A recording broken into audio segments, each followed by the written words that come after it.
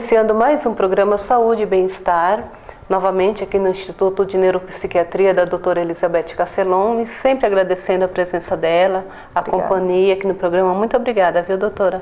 Eu que agradeço. Eu sei que a sua agenda é super lotada, eu acompanho, porque eu tenho vindo várias vezes aqui, e mesmo assim você consegue um tempinho para estar contribuindo com a nossa sociedade, levando essas informações tão interessantes.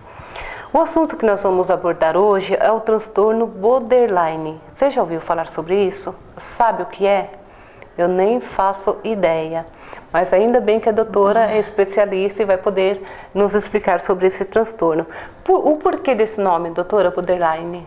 Então, o transtorno de personalidade borderline, ele acomete 6% da população, então ele é frequente. Nossa, muito. Tá? E se a gente pegar os pacientes que estão internados em hospital psiquiátrico, chega a ser 20%. Então, ele é um transtorno bem frequente.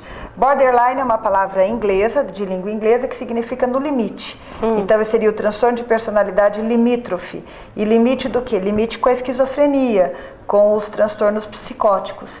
Então, ele é assim, então qual seria a característica do borderline? Ele é uma pessoa de comportamento errático. Talvez a maior característica do borderline seja a instabilidade. É aquela pessoa instável, ambivalente. Então, eu te amo, mas ao mesmo tempo eu te odeio. Eu quero, mas ao mesmo tempo eu não quero. Eu te adoro e aí eu sou louca por você, eu ligo pra você toda hora, você é minha mãe, você é minha irmã, você é minha filha e de repente eu te odeio, que eu queria que você morresse. Comportamentos impulsivos, de repente eu me atiro, eu acabei de conhecer não sei quem, transei com fulano, mas aí no dia seguinte eu já queria me suicidar. Então, muita instabilidade emocional, muita impulsividade, muita ambivalência. Também a dissociação, que às vezes eu sentia um vazio estranho, parece que eu não sou eu, parece que eu não estou dentro de mim, parece que eu não me sinto eu mesma, não é? Ou parece que eu não tenho emoção nenhuma, ou às vezes uma situação onde parece que as coisas não são reais, parece que eu estou num sonho, parece que tudo está em câmera lenta. Então, algumas experiências dissociativas. A raiva intensa, assim, não é que eu fiquei com um pouquinho de raiva, é uma raiva intensa, né? Ou é um medo terrível, um medo muito, muito forte. Às vezes agressão, né? Às vezes assim, impulsos agressivos de perder o controle. Então tem muito a ver com descontrole, instabilidade emocional, sentimentos muito intensos. E aí são os grandes riscos. Então é muito risco de promiscuidade, de uso de drogas, de comportamento suicida, de tentativa de suicídio, de autolesão, né? De ficar se machucando, se ferindo. Então ele se caracteriza por isso, essas emoções muito fortes que saem do controle daquela pessoa. A gente chama de transtorno de personalidade porque aquilo não é um episódio, uma fase, uma coisa que acometeu a pessoa naquele momento. Aquilo é um padrão de comportamento que se mantém. Ele é de longa duração. Ele é relativamente rígido na sua instabilidade, quer dizer, sempre mantém aquilo, né? E ele é extremamente disfuncional, ele causa muito sofrimento para a pessoa e para os seus arredores, né? Tá, e o que causa esse transtorno, doutora? Então, o borderline, é genético? Todo transtorno de personalidade ele tem algum componente genético, mas no borderline vale dizer, assim, chamar muita atenção a questão dos traumas, né? De trauma de infância, trauma dos primeiros anos de vida. Existe um número maior de pessoas dentro do transtorno borderline, a frequência é maior de ter sido vítima de abuso, abuso sexual, mas também outras formas de abuso. Então, a gente precisaria voltar um pouco na infância para entender.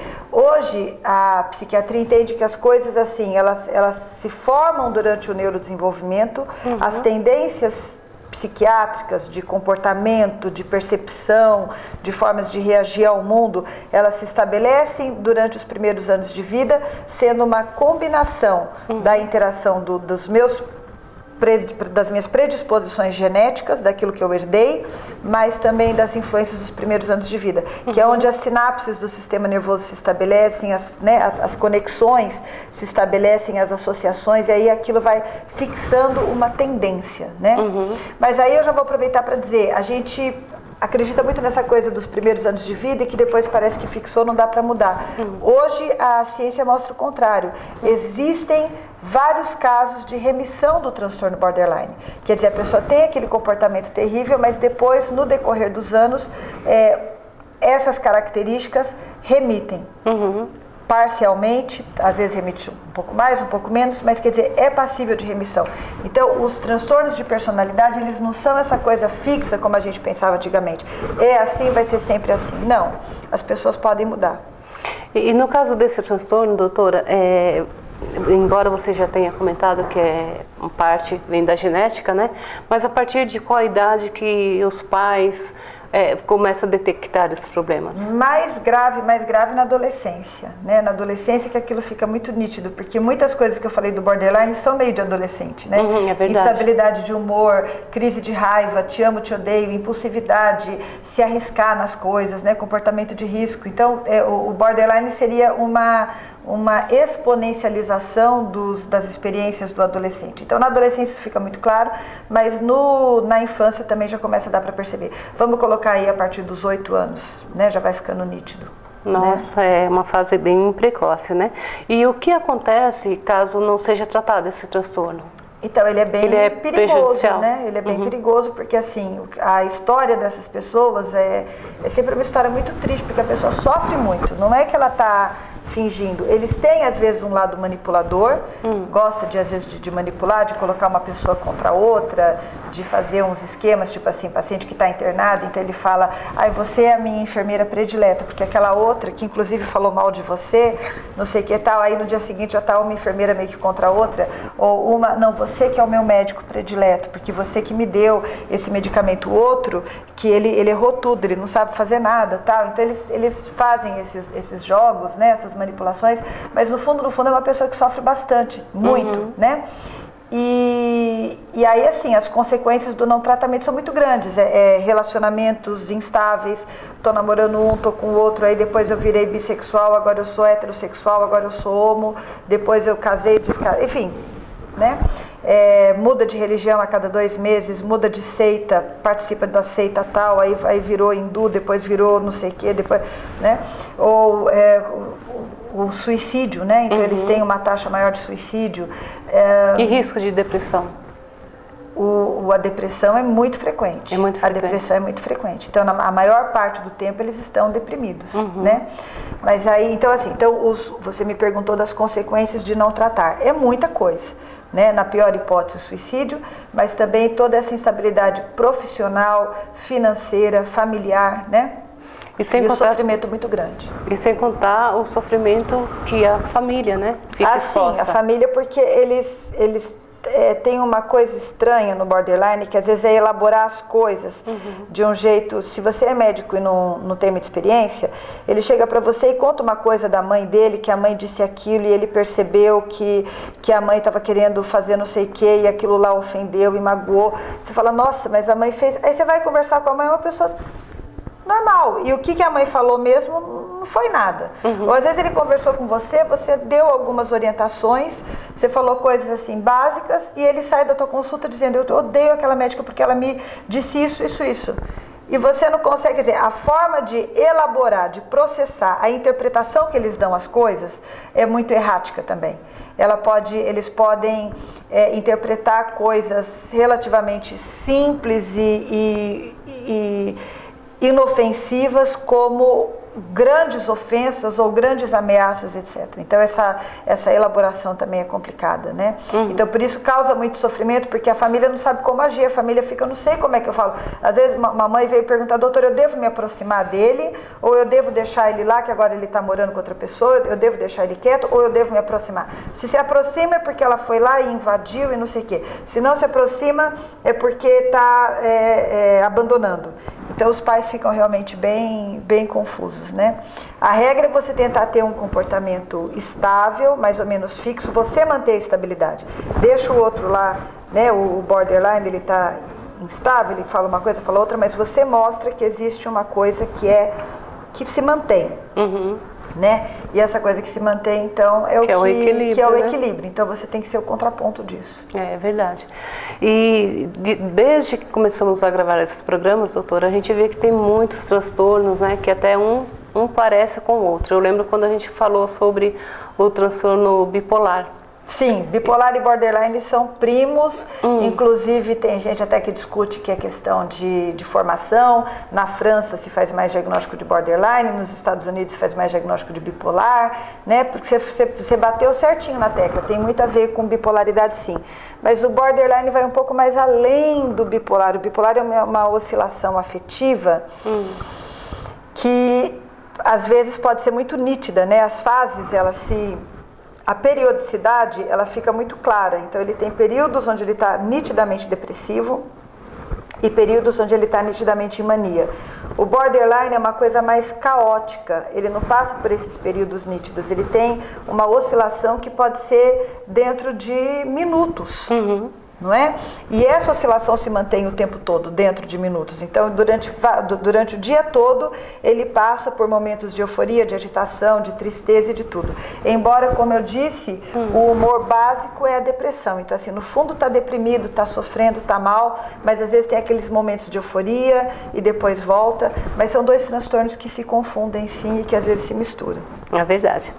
Bom, a gente vai para um rápido intervalo e depois na volta a gente vai saber, depois de tudo que ouvimos sobre esse transtorno, se há algum tratamento. Ou seja, se tem uma luz no fim do túnel, né, doutora?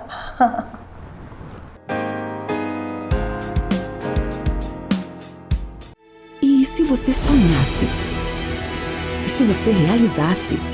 Se por um instante você se desafiasse? Por um momento você enfrentasse? Acreditasse no seu potencial? E se você estudasse na melhor? Seja o melhor, seja Unigran. Vestibular 2020. Graduação e pós-graduação, presencial e à distância.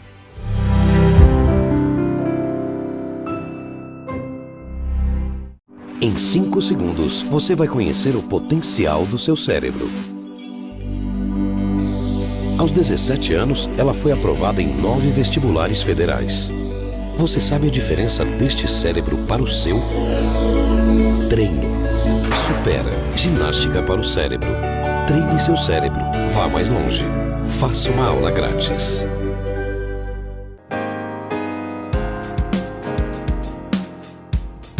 E de volta com o programa Saúde e Bem-Estar, falando sobre o transtorno borderline, é um nome que eu ainda não estou muito adaptada. E a gente já falou sobre o que é esse transtorno, o que causa, o porquê dele. Agora, doutora, eu gostaria de saber se tem tratamento, né? Porque você explicou muito bem. Tem tratamento, sim. Né? Então, o transtorno borderline, o tratamento mais indicado é a psicoterapia. É uma psicoterapia de longo prazo, ou seja, ela vai durar 1, 2, 3 anos, talvez mais. E o método que mostra os melhores resultados do ponto de vista de estudos, né, que avaliaram os pacientes antes, depois tal, é a terapia dialético-comportamental. Que faz essa terapia? Então, ela é feita só por psicólogos, né? E são as pessoas que têm aquela formação específica nessa forma de terapia.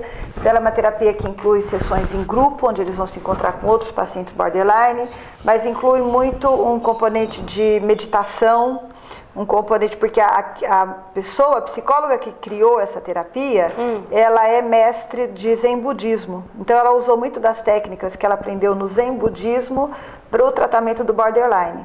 Então tem muito a ver com, o princípio é muito a ver assim, em você lidar com aquele afeto negativo, aquela raiva que você está sentindo, ou aquele medo que você está sentindo, aquele medo de ser abandonado, ou o vazio, e você conseguir estabilizar a sua mente e observar aquele sentimento, aquela emoção, entendendo que aquilo é temporário, que aquilo é transitório, né?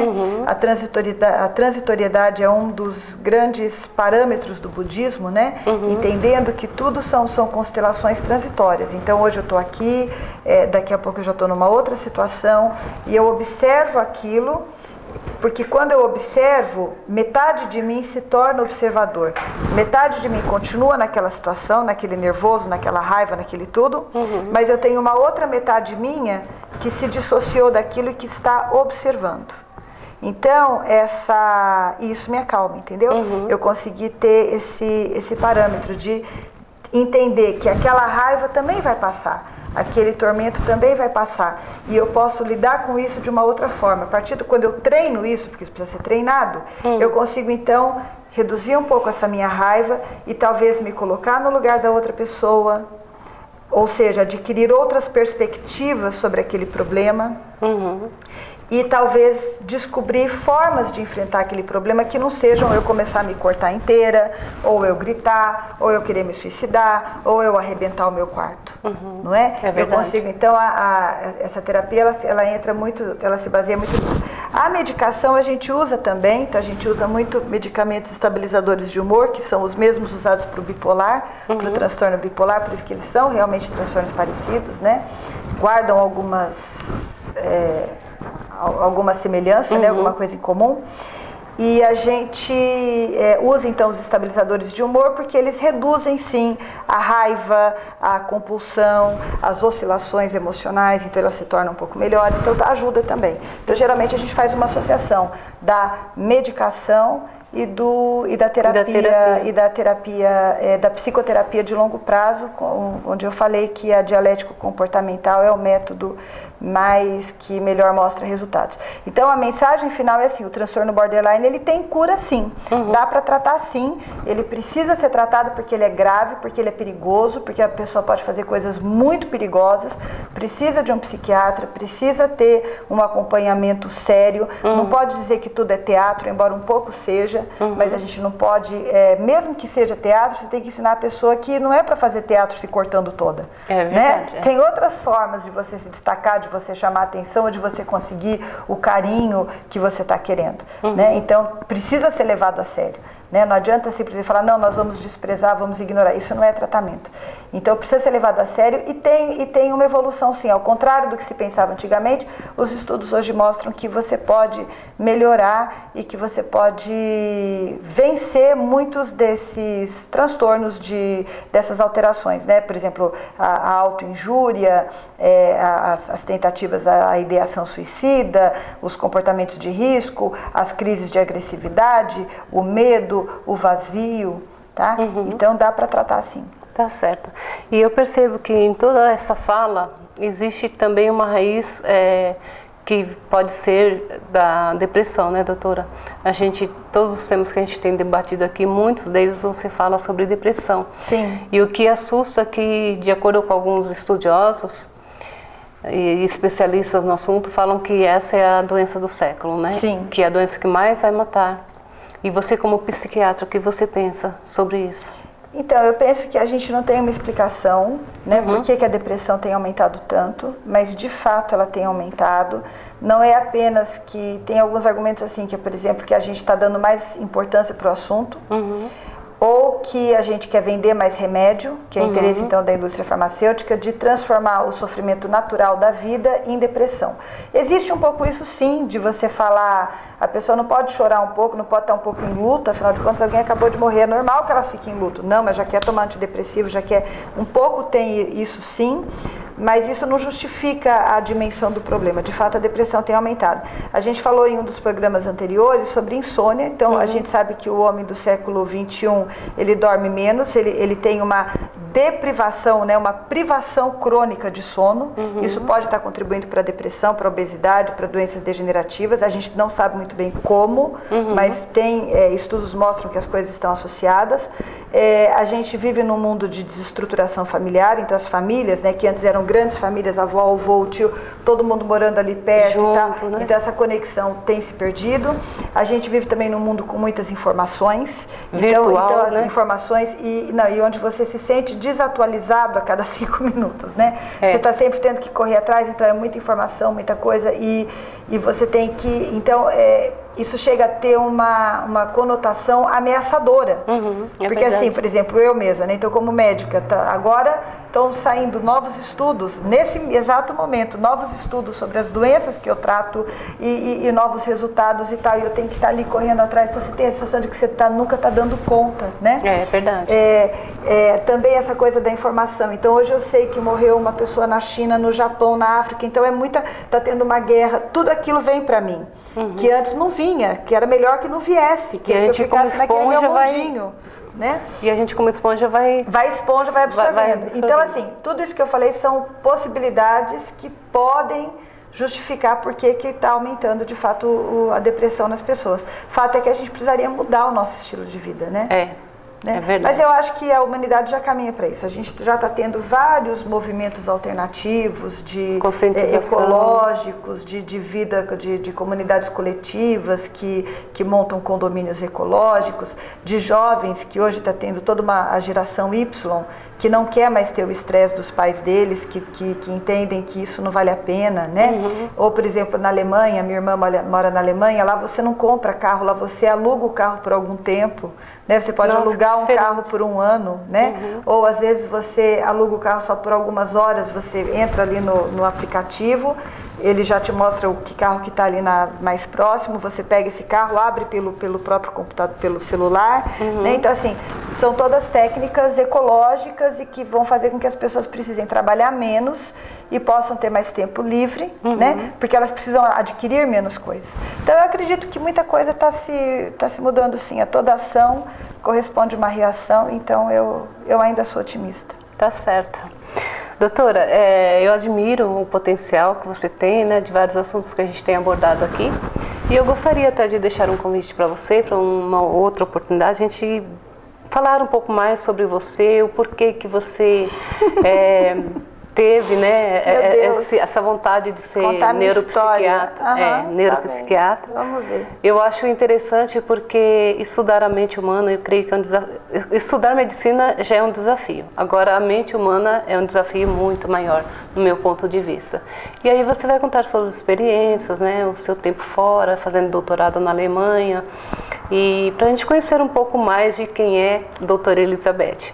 Aceita o desafio? Honra. Vai ser não é desafio, vai ser uma honra. Então, e vai ser um prazer. Tá certo, tá bom, então. Obrigada. E o nosso programa vai ficando por aqui. Eu espero que você tenha gostado. Espero que você tenha tirado algumas dúvidas, né, sobre esse transtorno borderline. E eu conto com a sua audiência. Até o nosso próximo encontro.